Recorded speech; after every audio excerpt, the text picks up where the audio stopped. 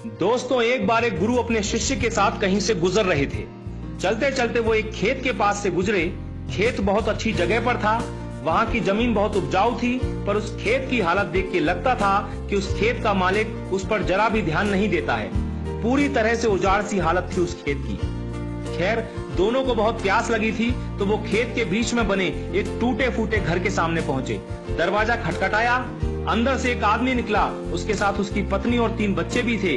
सभी फटे पुराने कपड़े पहने हुए थे। गुरु ने पानी मांगा। उस आदमी ने उनको पानी पिलाया। फिर गुरु ने उससे पूछा कि भाई साहब, आपके पास इतना बड़ा खेत है, ना वहां पर कोई फसल है, ना फलों के कोई पेड़ हैं, आखिर आप अपना गुजारा करते कैसे हैं? आदमी ने जवाब दिया, जी हमारे पास एक भैंस है, वो काफी दूध देती है, उसको बेच के कुछ पैसे मिल जाते हैं और बचे दूध का सेवन करके हमारा गुजारा चल जाता है। चूंकि शाम काफी हो गई थी, तो गुरु और शिष्य ने रात को वहीं रुकने का तय कर लिया। आधी रात को जब सब गहरी नींद में सो गए, तब गुरु ने शिष्य को उठाया और कहा कि चलो चलो, हमें अभी यहाँ से निकलना है, पर जाने से पहले हम उस आदमी की भैंस को पहाड़ से गिराकर मार डालेंगे। ऐसा करने का शिष्य का जरा भी मन नहीं था। उसे यह बहुत गलत लगा, पर वो गुरु की बात को टाल नहीं सका। तो वो भैंस को मारकर रातों रात वहां से गायब हो गए। ये बात शिष्य के मन में बैठ गई थी। 10 साल के बाद वो शिष्य एक सफल आदमी बन गया, तो अपनी गलती का पश्चाताप करने के लिए और उस आदमी की मदद करने के लिए अपनी कार से उस खेत के सामने पहुंचा। पर वहां उसने देखा कि उजाड़ खेत एक शानदार फलों के बगीचे में बदल चुका था। टूटे फूटे घर की जगह एक शानदार बंगला खड़ा था। जहां एक अकेली भैंस बंधी होती थी, वहां कई अच्छी नस्ल की गाय और भैंसें बंधी हुई थी। शिष्य ने सोचा कि शायद वो परिवार अपनी जमीन किसी को बेच के कहीं चला गया है, और ये सोचकर वो वापस लौटने लगा, तो उसे खेतों में वही 10 साल पहले वाला आदमी दिखाई दे गया। शिष्य उसके पास पहुंचा, बोला, शायद आपने मुझे पहचाना नहीं, 10 साल पहले मैं आपसे मिला था। फिर वो आदमी बोला, नहीं नहीं, ऐसा नहीं है, मुझे याद है, आप और आपके गुरु आए थे। उस रात को तो मैं कभी भूल ही नहीं सकता।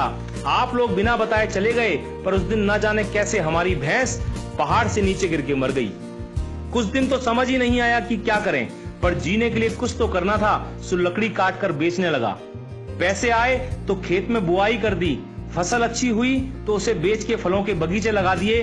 काम अच्छा चल पड़ा और आज मैं आसपास के 1000 गांवों में सबसे बड़ा फल व्यापारी हूं। शिष्य बोला, ये काम आप पहले भी तो कर सकते थे।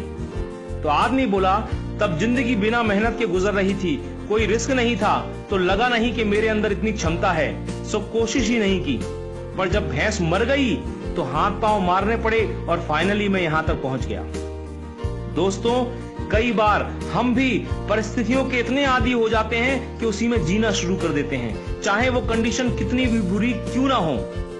यहां तक कि हम अपनी नौकरी से कई बार इतनी नफरत करते हैं, पर फिर भी उसे पकड़े पकड़े जिंदगी बिताने लगते हैं।